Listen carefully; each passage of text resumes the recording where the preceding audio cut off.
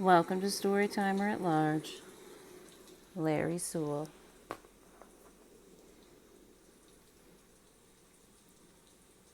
Larry Suel was 5 years old. He had just had a birthday only 4 weeks before on February 6, 1972. Larry was walking to his Head Start kindergarten at the East Wayne Street Opportunity Center in southeast Fort Wayne all by himself on Monday, March 6, 1972. I imagine he was very proud to be going to school like a big boy. He was probably looking forward to playing with his friends. Tragically, Larry did not make it to school that morning, and the officials there called his home at lunchtime to inquire about his absence. They wanted to speak to his mother, Dorothy, but she had gone to her mother's funeral in Mississippi. His older siblings called their mother, and she returned to Fort Wayne as quickly as possible. My heart absolutely breaks for Dorothy and the whole family. Dorothy had gone to her own mother's funeral, and her 5-year-old son was kidnapped while she was gone.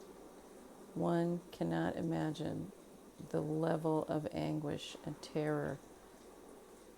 It's just mind-boggling. Meanwhile, groups of volunteers, more than 200 people, searched diligently for little Larry.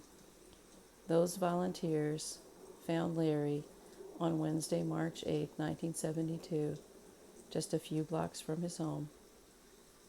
In an abandoned building at the intersection of Combs and Cochran, once home to the American Coal and Supply Company, Larry was found under a couple of old doors and amid other debris. His hands were tied behind his back. He had been strangled with rope that was still tightly wound around his neck.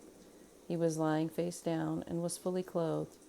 Investigators at the time did not believe that he had been sexually assaulted, according to newspaper reports. But that may or may not be true. It may be that they just left that out of the newspaper reports. It'd be interesting to find out what an autopsy had revealed.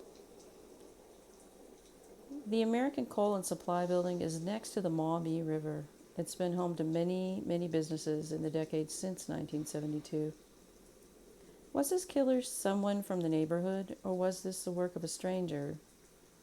This seems like a killing just for the sake of killing, or a sexually motivated killing. This could also be a racially motivated hate crime. It looks like the work of a predator, however, who had experience. That's just my opinion. But this killer managed to take this child off the busy street in the morning on a Monday morning and murder him and get away with it in a busy neighborhood of Fort Wayne, Indiana. I wonder if anybody saw anything that morning. Because that time of day, a lot of kids would have been walking to school. Not just to the same place that Larry was going to, but other places, and mothers would have been walking their kids to school, and there would have been it's school time. There would have been older kids, elementary school kids, high school kids out on the streets waiting for buses and heading out. So that's a really to my mind, a busy time. I wonder if anybody saw anything. I wonder if maybe they didn't think it was a scary thing then. Maybe they didn't think it was a big deal then, but maybe now that they're older, they realize what they actually saw. I'll be looking for other old cold cases in this area involving children and involving the same manner of death that Larry Suel was murdered in. Perhaps there are similar cases in Indiana or Northwest Ohio or even Michigan. Larry Suel was laid to rest by his family at Lindenwood Cemetery in Fort Wayne. He is in the Garden of Paradise section. My sincerest condolences to his family and his community. Larry should still be here with us today. He had his whole life ahead of him. Rest in peace, Larry James Suel. If you have information about the murder of Larry James Suel, please Crime Stoppers at 1-800-237-STOP. You can also listen to this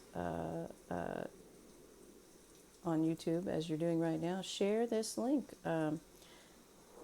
You can also click the bell icon and subscribe to see more videos and not miss a video. The more people who hit the thumbs up button for justice and share these videos, the more chance we have of getting the murder solved. Larry was born just a couple years before me, and he would be, about my age. And I think, what if we had gone to school together? What if we had been neighbors or worked together somewhere? But Larry wasn't there to be that neighbor and to be in other people's lives. Again, that number to call with tips is 1-800-237-STOP. That's Crime Stoppers.